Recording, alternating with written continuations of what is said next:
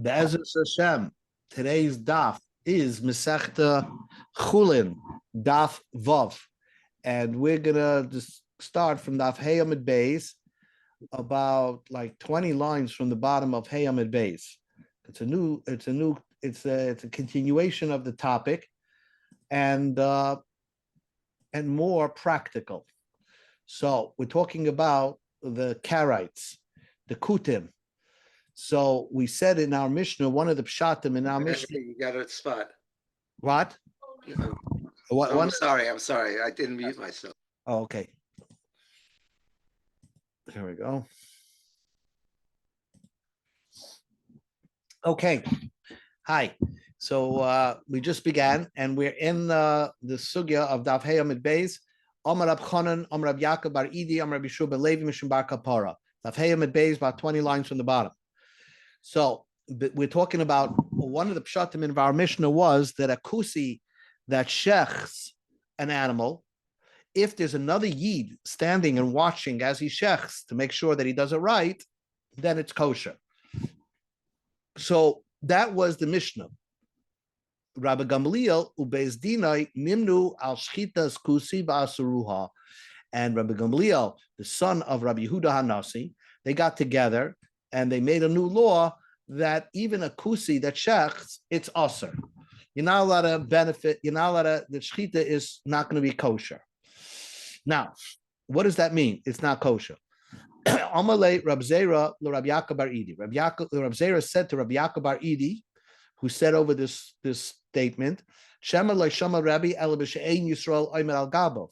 When did Rabbi Gamliel paskin a shchitas kusi is not permitted? Is only if there is no other Jew standing on top of him. Maybe that's what he meant. Like our Mishnah, the Mishnah only gave you the license to trust the kusi's shchita is only if there's another Jew standing on top of him. Amalei, so Rab Yaakov bar Idi told Rab Zera, Dami Haimer Rabbana like Gemira and Nashay Shmaitza. It seems to me that this rabbi, you Rabbi Zera, never learned properly. Of course, B'she'ein Yisrael Omer al Gabov l'member boy. If there was never a Jew standing there, certainly it's not kosher, not a good shechita. But I'm telling you that Rabbi Gamliel said that even if a Yisrael is Omer al Gabov, even if there was another Jew watching the kusi shech, it's still no good. So that was a new gezerah that we never trust a kusi. A kusi is like a goy. So kibla minei, I like kibla minei. Did Rab Zera accept it? That oiloi kibla minei, or did he not accept it? Did he not accept it? In other words, maybe Rab Zera held no, that if there's a yid standing on top of the kusi, it will still be good. So Tashma, the Amar Rab Nachman bar Yitzchak, Amar Rab Asi. Rab Asi said, Ani reisi es Rabbi Yochanan, she'achal meshchitas kusi. I saw Rabbi Yochanan eating from the shchita of a kusi. Af Rab Asi achal meshchitas kusi, and even Rab Asi, they didn't eat from satmer meats; they ate from the kusi that shechted. So great. V'toy Rab Zera was wondering about this story. Why did they eat from the shchitas kusi? Lo shmiya lahu. They didn't hear that Rabbi Gamliel said that you're not supposed to eat from shchitas kusi. Maybe they didn't hear it. The ahava shmiya lahu hava makabla law. If they would have heard about it, certainly they would have abstained from eating from shchitas kusi. Or Gilmar, or maybe shmiya lahu. They did hear Rabbi Gamliel's saying that we're not going to accept the shchitas kusi, v'lo kibluha, and they didn't accept it. In other words, Rabbi Gamliel can make this gezerah. They dafka went and ate from shchitas kusi. So this was what Rab Zera was wondering when he heard the story. Now, Rab Zera could have easily said that Rabbi Yochanan was eating from shchitas kusi when the Yisrael was standing on him. And Rabbi Gamliel's gezerah is when there was no Jew there. But that's not what he says. How the pashut lenavshei. Rab Zera solved this mystery by himself.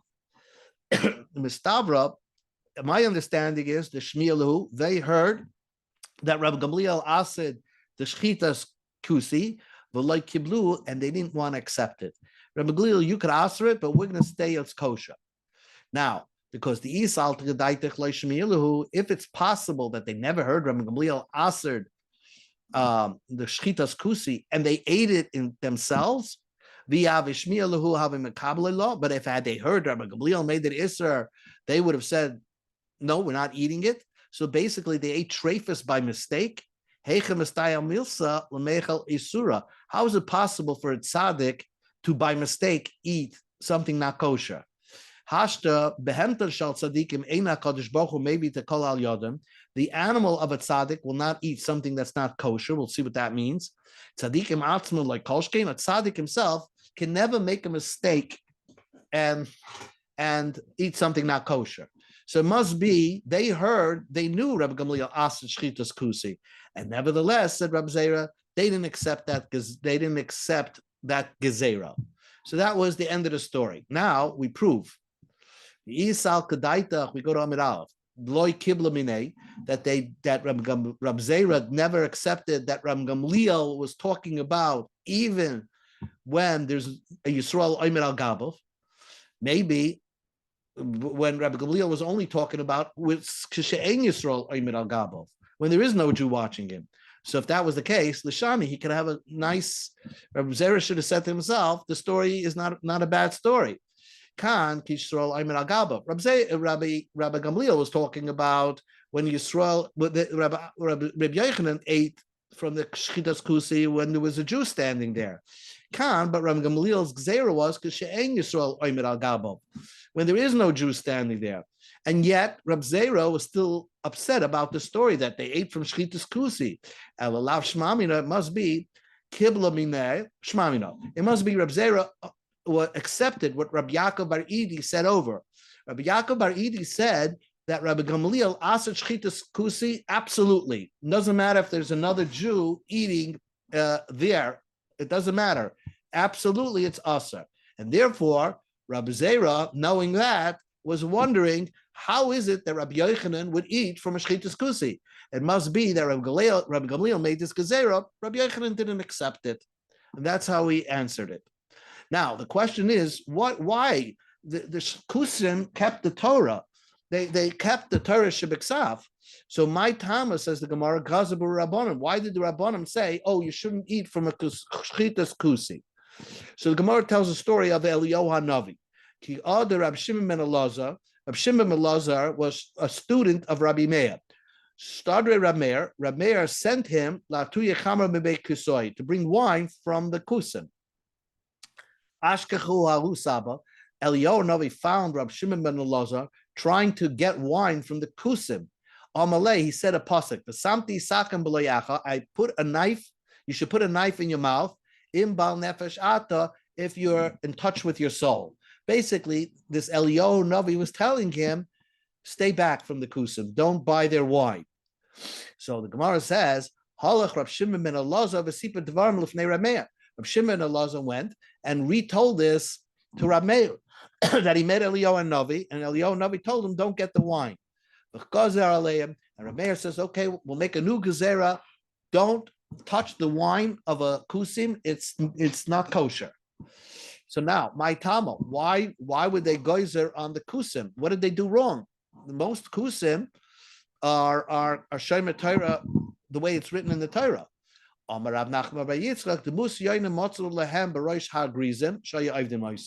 They found the shape of a dove that was on the top of Mount Gerizim, which was in the area where the Samaritans lived, and they would worship that Avodah Zarah.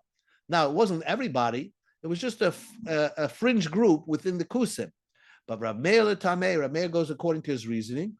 The Chayish Lemiyute, that Rav Meir is always concerned about the minority. So therefore, because of that fringe group within the Karaites that are Oived Avodah Zarah, he said all Kusim are disqualified, and therefore you're not supposed to drink the wine of a Kusi. Now, Rabbi Gamliel Rabbi Gamliel also was concerned about that fringe group, and therefore they went one step further. And what did they do? Rabbi Gamliel said you can't even eat from their shchita, because he holds like Rameir, you always have to concern yourself about the fringe group within the Karaites that were serving Avodah Zarah. So that is the story of Rabbi Gamliel. Now, again, it was impossible not to do business with the Karaites because they were part and parcel within the Jewish people. And therefore, in the time of Rabbi Yochanan, they didn't accept it. They didn't accept that gezerah. And they would eat the shechita of a kusi. Now the Gemara just says, Pashti de Kroba Maiksiv, what is the real shot in the Pasuk? The Pasuk that Eliyahu Navi quoted. So it's talking about the Talmud Hayoshev Lifnei Rabbi. This is like an open quote. In other words, the open parentheses. The Gemara just, once you brought up a Pasuk and Mishlei, what is the real simple reading of the Pasuk referring to? It's talking about a student that is sitting in front of his master. That not everything that the student has to question, he should question his master. The Tanu Rab Chia, Kiseishes Lilchaim Esmoy At Moishel Bin Tovin Eish Ashet Lefanecha, V'Samti Sakim B'Leachem B'Om Nefesh Ata. So we darshan this pasuk im Yodea Talmud B'Rabbi Sheyodea L'Hachzor Leitam. If you know your Rebbe will be able to answer you because he's in the sugya or he's familiar with the question. So bin, then you could ask the question. Bim lav, if you're not sure if the Rebbe knows the answer, then don't ask the question to embarrass the Rebbe. So tovin es lefnecha v'samti esakam b'lecha. Put a knife in your mouth. Im bal nefesh ato, meaning shemena, hold back from asking your questions. Close parentheses. Okay, now the Gemara says another story with the Karaites. In much later generation after Rabbi Yochanan, it says Rabbi Yitzchak bar Yosef was a student of Rabbi Bo. Shadrei Rabbi Bo latui chamra mebei ketoi. Rabbi Bo sent him to bring wine from the kusim. Ashkechei hu saba. So he also found Eliyahu Navi on Malay, and Eliyahu Navi told him, "Less kan shemrei Torah. There's nobody here who keep the Torah by the Karaites." Halach Rabbi Yitzchak v'sipa devarim lefnei Rabbi Bo. Rabbi Yitzchak retold his story, meeting Eliyahu Navi to Rabbi Bo about the Karaites. Halach Rabbi Bo v'sipa devarim lefnei Rabbi Ami Rabasi, and he retold it to Rabbi Ami Rabasi. They made him that from now on the Kusim should be treated like Goyim. So that was Rabbi Ami Rabasi made a new gezerah that they're like Goyim. Says the Gemara, what din do they have a din like Goyim? Ila shchita v'yayin nesach. We don't trust their shchita. Their shchita is disqualified, or we don't drink their wine. Mahasan gazaru barabanim. Didn't Rab Meir geyser on the wine? Didn't Rab Gamliel geyser on the shchita? So where did Rab Ami Rabasi shine in? And says the Gemara, like you saw before, Rabbi Yochanan didn't accept it. It was too hard of a gzeira to throw out the Karaites and say, "Oh, we can't have if your own shchita house, you can't have a Karaite worker." It was impossible. So originally, in who gezer v'lo kiblu minayim, Rabbi Gamliel and Rabbi Meir made the gzeira, and no one accepted it.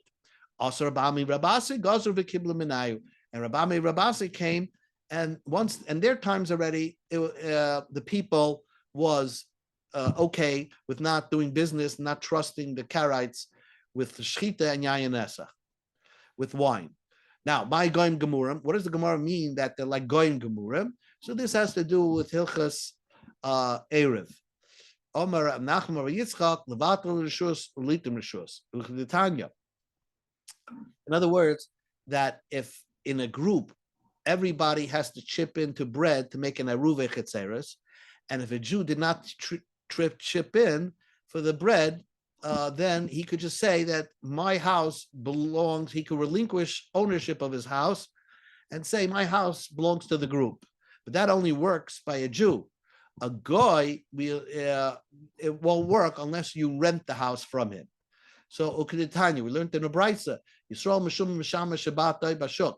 If you have a Jew that keeps Shabbos outside, but in his home, he watches TV on Shabbos, let's say, or he's Bechal Shabbos, he turns on the light.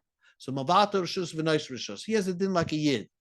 If this person is Mechal Shabbos in public, he has a din like a Goy.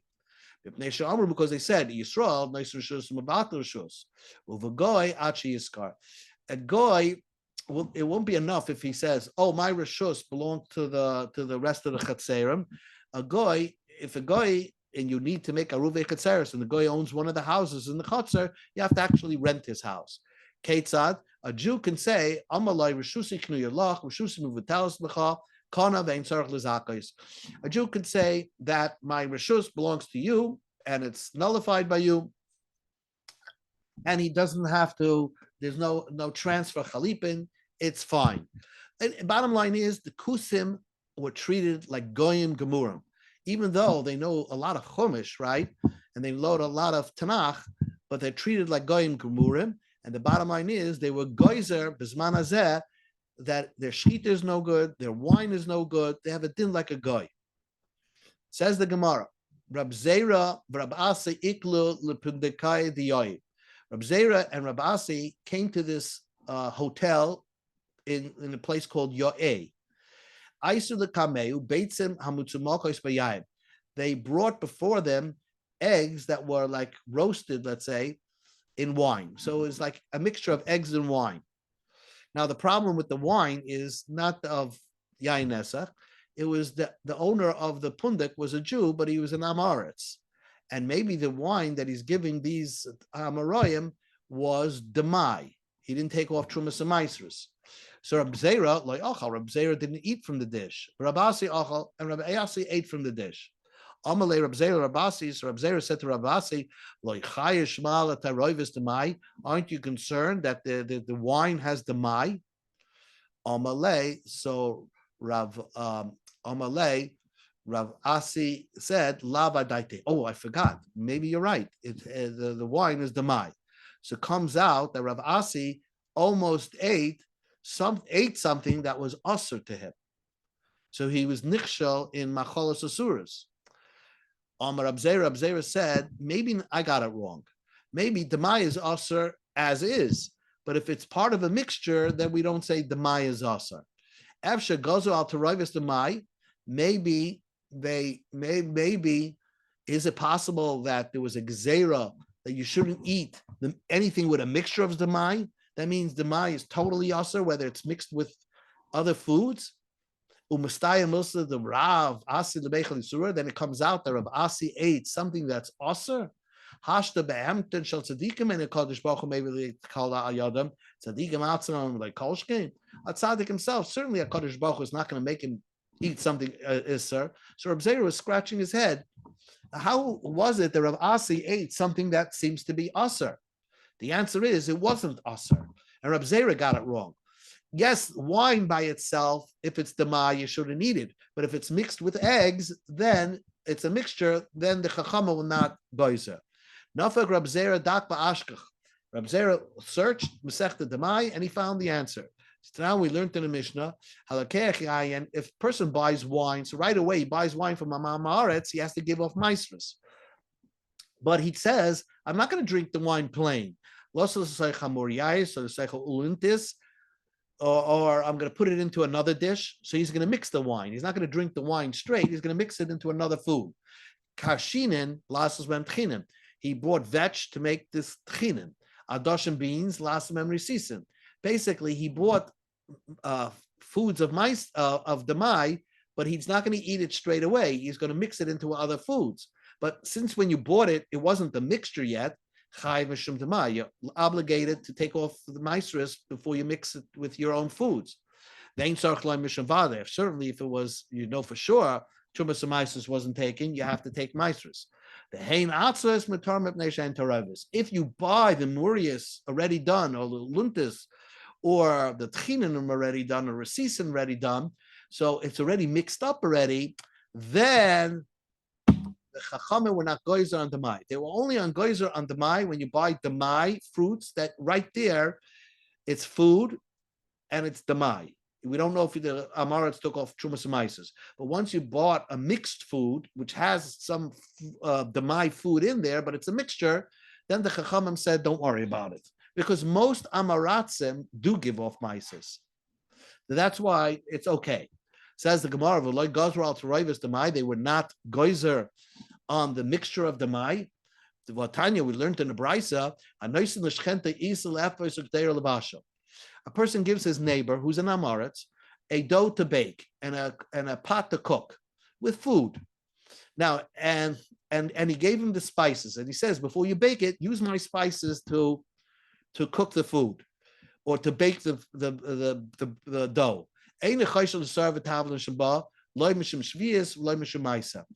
don't have to worry that the Amaret switched out the saor that you gave him or the spices that you gave him for his own yeast and spices. Not because of Shemitah, not because of Maisa, because if you gave him this to use your spices, to use your yeast, he's not going to switch it. He's trustworthy. But if you went over to the Amaret and says, here's my dough and here's my pot, you spice it with your spices and you use your yeast, then that's a problem. You have to worry about the mai, and maybe it grew in Shemitah. So you see that when you're getting it back, it's a baked cake already. And nevertheless, and that what made it into a cake was the yeast used by the Amaret. When you get back this chicken soup, the spices were the spices of Amaret, and yet you're worried about Meiser. It's a mixture. So how does that work? You told me to rivus of the Mai, we don't have to be worried about the Mai. And says the Gemara, Shani Hasam, Kivan, the Kamala Asilim, Mishlichi, Command Arbi Daim Dami. Since you told the Amaretz, you use your spices, it's as if you did it, you did the mixture yourself. So therefore, you have to worry about the Mai.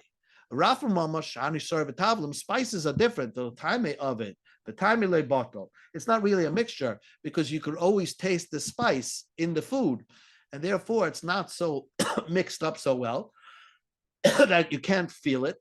And because of that, therefore, you have to be worried about meiser. Then the Gemara now goes back to a point that we meant before. When you give an Amaret's food, right, you can trust him that you're getting back the same food and that he did not exchange it for his own food. Says the Gemara, we're never concerned that they're going to exchange it. But now we learned in the Mishnah, a person who's a Talmud Chacham and his mother-in-law is not a Talmud, is an Amaretz. So you give to your mother-in-law all the foods that you give her, you have to give meiseres to her because you can't feed her non-meiser food. And even if you're giving her food and she's supposed to give you back the same food that you gave her, she's just to prepare it, you have to re-meiser it again. Because we are afraid, because we are concerned that your mother-in-law switched it out. Hamaskalka, because maybe the first time she made the food, it came out no good. So she took to redo it again, she took her own ingredients and made the same food. So what you're getting back, it may not be the same thing that you gave your mother-in-law. So we see from here that when you give an Amaret's food, we are concerned that he might exchange it for his own food. And says the Gemara, that's unique. That's a mother-in-law situation. Hasan Kiditani Taima. Omar Abihuda writes he but that she's afraid of her daughter. She wants her daughter to be happy, and she's embarrassed for her son-in-law. And therefore, for a mother-in-law, we're concerned in order to make things perfect for her son-in-law, we're choshed that maybe he exchanged it out. Another 2 minutes. Uli alma loy chashina. Wait a second. Are you telling me that any Amaretz, if I give him food, I'm not worried that he's going to exchange it with his own food? But now we learned in the Mishnah, Hanoisa lepundakis, someone someone gave, let's say, a pot full of food to his innkeeper. And the innkeeper is a guy, Mr. Hilton. Maasa eshu noisullah, whatever you give him, you have to give meiser, because maybe he'll give the food to another yid. What you take from him, because this guy, this innkeeper, who has no relations to you, you're paying him, a hotel stay. We're afraid that he exchanged the food that you gave him. So we see from here that we're cautious that maybe he's going to exchange out the food and steal it. So that here you see clearly that even if there's no relation to you, he's not your mother-in-law, we're always chayshed that when you give an amaretz or maybe a goy food, he's going to exchange it. And says the Gemara, Hasanam Maria Ba'amra, a hotel keeper will do it because he'll exchange your food. Why will he exchange your food? You're paying him, and it's not good for business because he's going to say, Ba Beirav Lecha Chamima Bano Echel Karira. This yeshiva guy who's staying in my hotel is eating hot food and I'm going to eat cold food. I'm not going to have that.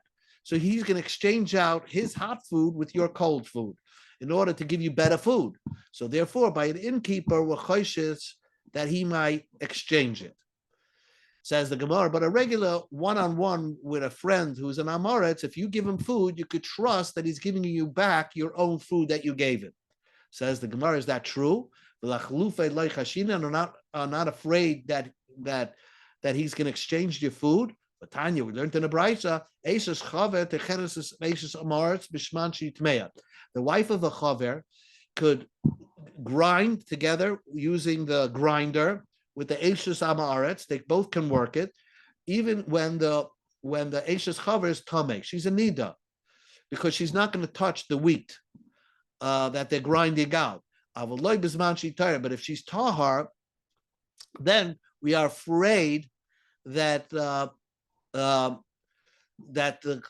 lady, the Eishes Amaretz, is going to ask the Eishes Chaver to eat some of the grain, and she's going to eat things that didn't have Trumas and Meisters taken off of it. Even if she's tamei, she shouldn't grind together with the Amaretz. Again, the food belongs to the Amaretz. It doesn't matter. She's going to always give the Eishes Chaver some of the stuff to eat. It's basically the food, the grains belong to her husband, and she's going to give it to this woman that's helping her grind the food. So hashta. So we see the psychology of an Amaretz. Hashta bigzel gazla. This woman Amaretz is stealing from her husband, giving food to somebody, and chalufim mebaya. So certainly we should be chayshes that she'll exchange the food. If you give her food, she's going to exchange it for something else. Answers the Gemara, Amar Yosef, it's unique here. Asam nami Maria v'Amra. Here, because the Eishes Chaver is helping her out, that's why she gives herself a heter. Torah mitchay midishay ka'acha. This like ox is eating from threshing. In other words, once the chaver is working in the bakery, helping grind the wheat, right? So why can't my husband wouldn't mind if I give her some food. And therefore, maybe she's not stealing, or she thinks she's not stealing from her husband. Bottom line is that normally when you deal with an Amaretz, you're not choshid that what you gave him, he's going to exchange it for something else. Unless he has a psychological reason that he would exchange it. Maybe it's your mother-in-law, maybe it's an innkeeper or something like that. Then you have to be chayshish that they will exchange it. Okay, we will stop over here and get back to Kusim tomorrow. Oh, thank you.